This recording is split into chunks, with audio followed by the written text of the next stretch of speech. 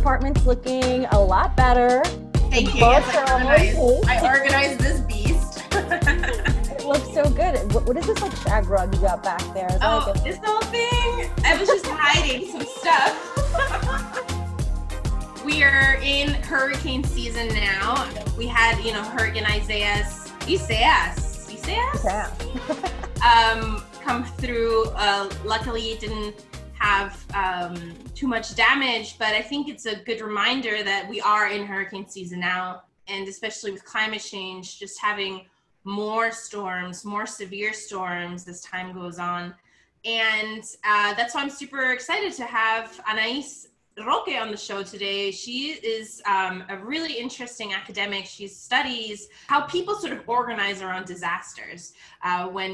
When storms happen, like Hurricane Maria in her home island of Puerto Rico, how did people organize to help each other?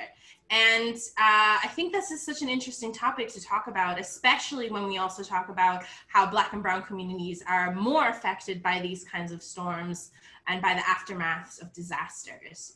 Yeah, it's definitely timely. I mean, we're living in a time of converging crises. It's the pandemic, it's racist police brutality, it's economic instability, and the climate crisis. It's the hurricane season, It's a big conglomeration of really horrible events. And so the ugliest and deepest inequalities are laid bare.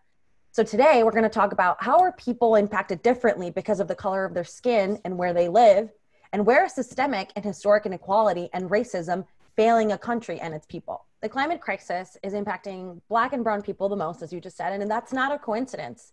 This is why the environmental movement needs to fully commit and understand that there is no environmental justice without racial justice. Just because we're Latinx doesn't mean that we don't also participate in enforcing white supremacy within our own communities. It's so important for us to tackle it head on and have the conversations about race with ourselves and with our families. Whether you're brown, white, mestizo, we all need to fight racism alongside our Afro-Latinx and Black communities.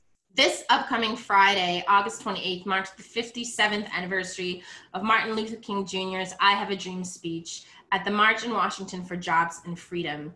And once again, we will unite at the steps of the Lincoln Memorial to continue the work that the civil rights movement started, and we must continue. And so we're going to be at the new March in Washington later this month, and we hope to see you there, either virtually or in person at a safe distance with your masks on, because I think it's really important for us as Latina women to show up in full force and support the movement for Black lives and this March in Washington. On today's show, we have Anais Roque. Anais is from Puerto Rico, and she's currently a PhD student in environmental social sciences at the School of Human Evolution and Social Change at Arizona State University. Her broad interests include resilience, disaster recovery, and environmental justice. Welcome, Anais. Welcome, Anais. ¿Cómo estás? Hi, thank you. Bien, bien. Thank you for having me. Tell everybody a little bit about yourself. Where did you grow up? And what was your childhood like in Puerto Rico as well?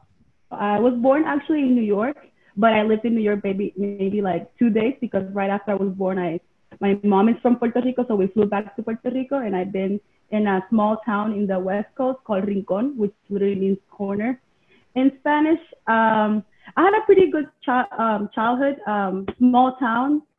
But I did suffer some racial issues. Like there was a lot of discrimination because there was not that many Black kids in my school. So bullying was a serious thing that I had to deal with for a couple of years. And then when I entered the university, that's where I started to understand more of my identity as a Black woman, as a Puerto Rican, and trying to understand really our colonial context and how basically we've been impacted on that, and our colorism, the spectrum from being very evidentially Black as me, or being trigueño, or even being super white, blue eyes, right? Because in Puerto Rico, we have the combination of Africans, Spaniards, and our indigenous people. So it was, I could say it was kind of a rough childhood, but I've been able to use that and overcome it over time. So some of your studies focus on disaster recovery, which I find so interesting. Obviously, with climate change, we will see more frequent and more severe storms as time goes on. And you specifically did work around Hurricane Maria and the recovery in your home island, Puerto Rico. Can you tell me a little bit more about that and that experience and your studies? So when Hurricane Maria hit in 2017, I was in charge of one of the shelters, specifically in my hometown. So that was a very impactful experience for me because I got to see hands-on, like what were the dynamics at the individual level, household level, community level, and then with the government. So that really was the main driver for me to engage in disaster recovery and disaster research in general. So now I'm doing my PhD in Arizona State University, and I go back and forward to Puerto Rico every summer and every winter to do research specifically on the recovery, trying to understand how communities have been able to not the ability to absorb what happened in the event, but also like how are they preparing in more sustainable and resilient form. So when other hurricanes come, hurricane season occurs every year from June 1st to the 1st of November. So this is something that individuals know. So what are the things that they're doing? How are they using their social networks to do this? That's so interesting. And, we often talk about how climate disaster is coming our way and we will all be affected by it in some way or another, but that Black and Brown communities are going to be affected by it and are affected by it worst and oftentimes first. Do you see that reflected in what happened with Hurricane Maria in Puerto Rico? Yes, definitely. Like in Puerto Rico, the environmental racism component and just like the dynamics of climate change have really impacted like Brown and Black communities, like phenotypically, like, because I think that the difference between Puerto Rico, Latin America, and the US is that when we use that like Black and Indigenous people of color terms, in Puerto Rico, everybody is Puerto Rican, right? Like that's the identity that we all use.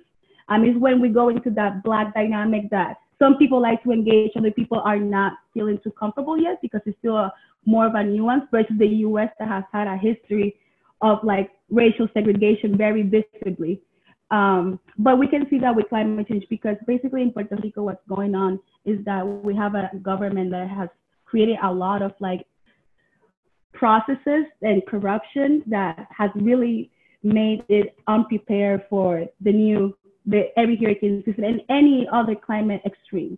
So because we have that unpreparedness at such a high level, it literally creates a cascading effect. And this is not just in emergency planning manuals, but this can be seen in the infrastructure. So our energy grid is super unsustainable, very fragile and old. Our water system as well. We import 85% of our food supply. So we're not basically consuming things that we produce on a larger scale. And all these different things makes it complicated. And also because the US mainland is 1,000 miles away from Puerto Rico, when events like Hurricane Maria occur, and we have a president that doesn't think that the event is such a big of an event, starts throwing paper towels at the people, you can see that the response also at the federal level is delayed. And again, this disproportionately affects the lower income communities that actually are also phenotypically Black and Brown. And they're in communities specifically in the South or near the capital in the urban centers. We have a lot of immigrants from Dominican Republic and Haiti.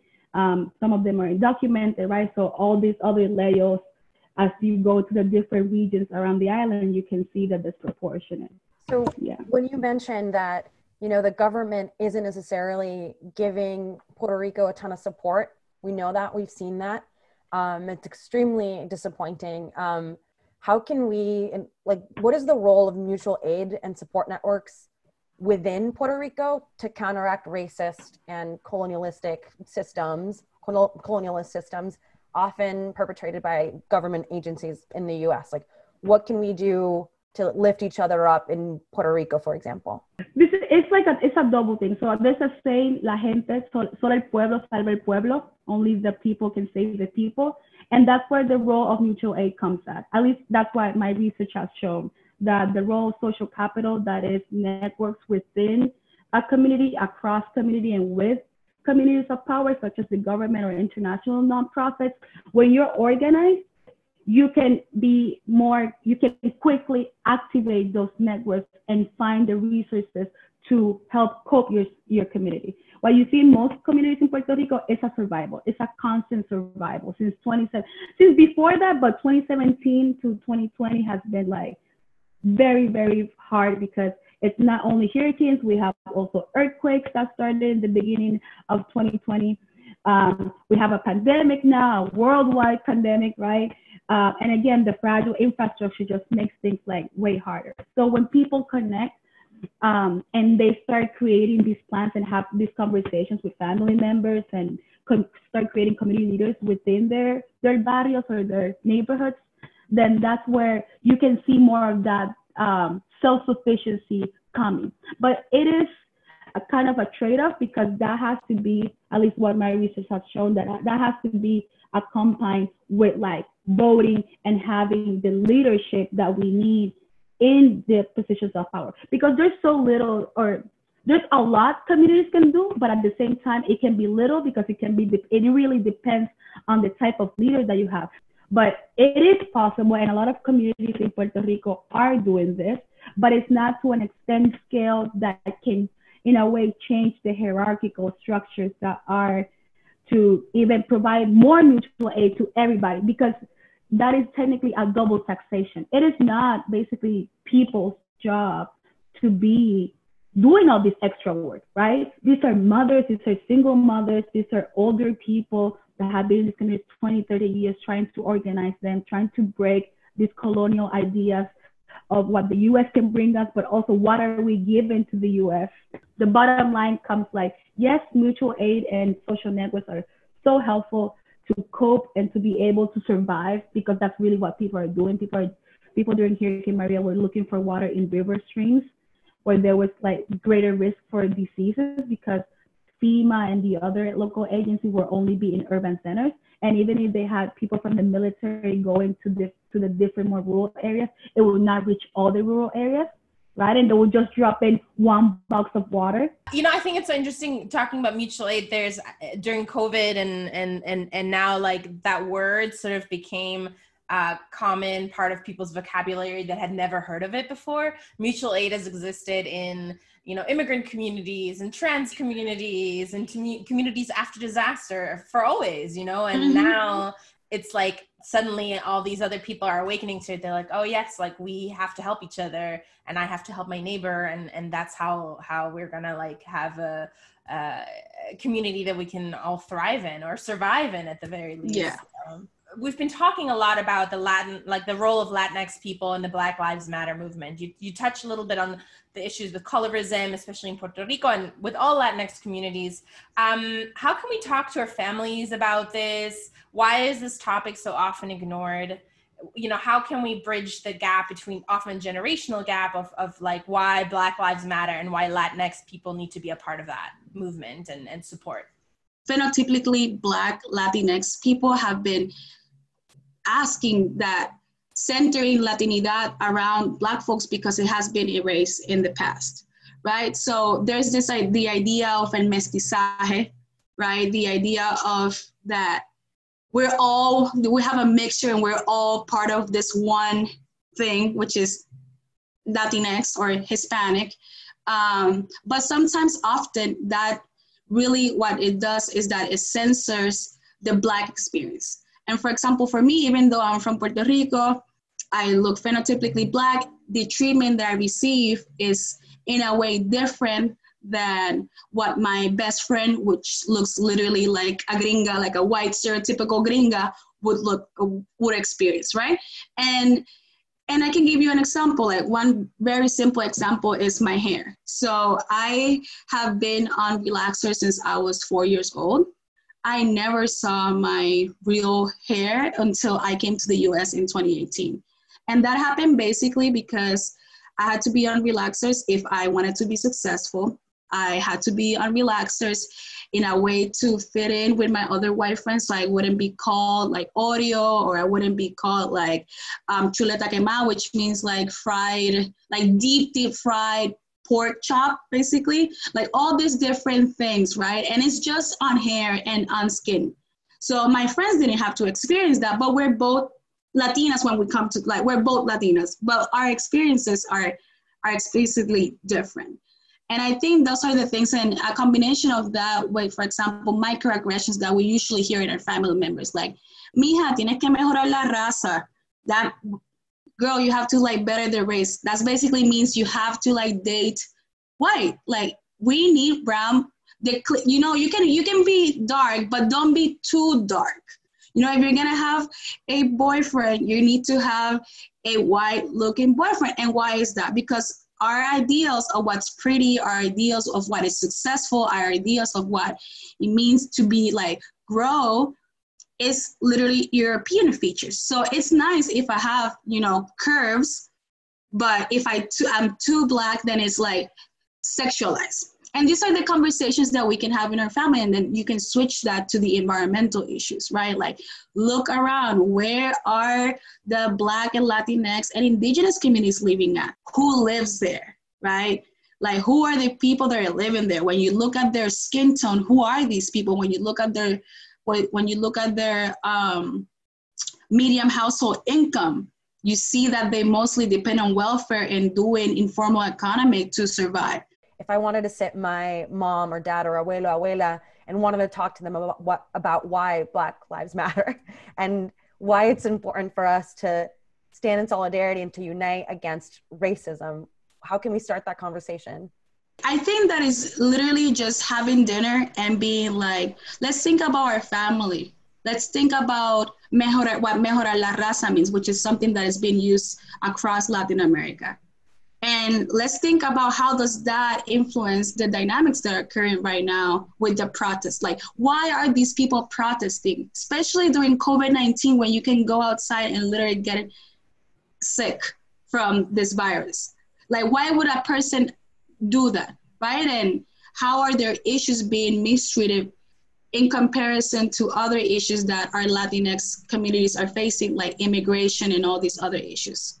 And try to not look at them as something opposed. Like, Black people issues are similar to Latinx issues. We have a common enemy, and it's not people of color, right? So those are the things that I think that, and it has worked with my family, is the constant questioning of why, using Twitter posts or Facebook posts and discussing them with family. What do you think about this? And don't be judgmental, right? Because our parents and our grandparents, like my grandparents raised me, and these are people that are 85 and 79 years old, right? And I'm 26. We lived so many different things. They lived times where it was like no Puerto Ricans or dogs allowed in New York, right? That's very different from my experience. So how, like, maybe Twitter posts like I did with my mom once, it's a helpful way to instigate what she's thinking without judging. Because I think that's something that people are scared of. Automatically, if you say something that is wrong, you feel that people are judging you, and be open to that. Hearing the ignorance and working through that ignorance so they can also reshape their thoughts and work towards this issue that at the end of the day is affecting all of us. Because if one is not free, none of us are free. So over 100,000 people moved away from Puerto Rico after the aftermath of Hurricane Maria. And climate migration is the new normal. It's becoming the new normal. Can you talk a little bit more about that? Yeah, so in Puerto Rico, because of the cascading effect, the moment that Hurricane Maria crossed, the main issue was that the energy grid collapsed. So for at least the first 24 hours, nobody knew what was going on in Puerto Rico. Puerto Rico went literally like black, right? And that affected water system and affected so many other different issues in areas in Puerto Rico. And people had to leave. People had to migrate to the US because of those dynamics that were occurring. And I was one of them. And worldwide, a lot of more people are migrating. But us as US citizens, when we migrate, it's literally like moving maybe from like California to DC, right? It's a kind of a limbo because we're not considered in that like bigger term of climate migration. But yes, we are migrating because coastal erosion, the lack of energy, the lack of water services, those are all this, the corruption, the lack of unemployment. Our unemployment rate is like almost at 14%. 46% of our population is dependent on welfare, like food stamps, right? So you have all these different dynamics, and people just want to be able to secure their families. They want to be able to secure their households. So people have to move to other places like Florida, for example, in the US, which has seen the largest migration of Puerto Ricans in the last 10 years. So yeah, it is a big issue. It's gonna keep occurring because if the US, China, all the big countries that are polluters don't change their policy to address sustainability measures, climate change is gonna keep eroding in a very quick way. I'm just baffled by the way this administration has handled everything. And it is really discouraging to sort of like see this like, you know, backing out of like agreements and just the steady decline and just climate denial that's happening all around us. And so I'm really thankful that you're doing this type of work and like, you know, making sure and helping us understand why it's eroding like our chances at a livelihood in Puerto Rico and other places all over the world. And so thank you so much, Anais, for the work. Oh, you're welcome. Thank you so much for having me. Yeah. I'm happy that I can share this with people because it is very important for us to be able to have conversations in a level that is not so academic. Like, I think that that's so important because there's so much research out there. Like, I go to a library, I see dissertations, I see all this work, and I'm like, how is this not getting to the rightful, like, places? It needs to get out to the people. It needs to get out to our leaders. We need to be very careful in how we choose this election, both in Puerto Rico and in the US. It is crucial that people go out and vote. I understand that there is dynamics with the current candidates, but we need to find a way to unite because 4 more years of this presidency can be detrimental to so many important issues to our communities that impact us directly and indirectly. Gracias, Anais, for being on Planeta G and telling everyone about your experience in Puerto Rico with Hurricane Maria, what we can do to talk to our families about anti-racism and how Latinx people can do better in helping and supporting each other. It was so great to have you on the show. Thank you so much for having me. Thank you for having me. Bueno, chaucito. Ciao. Yeah, thank you so much for joining us once again on Planeta G. And as always, if you have any questions, just drop them in the comments below and we'll try to answer them in the next episode. Be sure to hit that subscribe button and text Planeta G to 877-877 to stay updated. Follow us on Instagram at Greenpeace USA. You can expect a lot more from us about the election in the coming weeks, so stay tuned for that. Thank you guys so much. See you later. Ciao.